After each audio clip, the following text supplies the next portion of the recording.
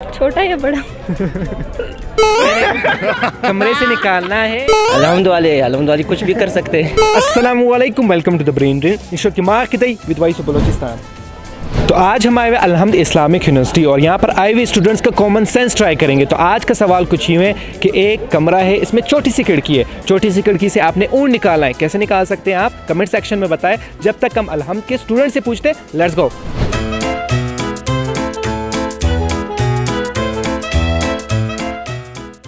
कमरा है, उसमें छोटी सी खिड़की है, उसमें से ऊन निकालना है। कैसे निकालेंगे?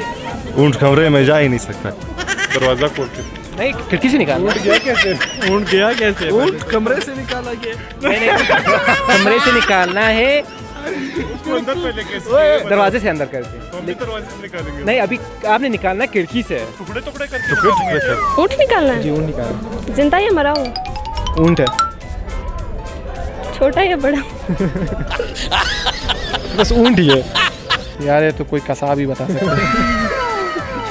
छोटी सी खिड़की से ऊँट निकालना है। कैसे निकालेंगे? रस्सी के जरिए से। रस्सी के जरिए से। मुश्किल सवाल है, थोड़ा आसान करो।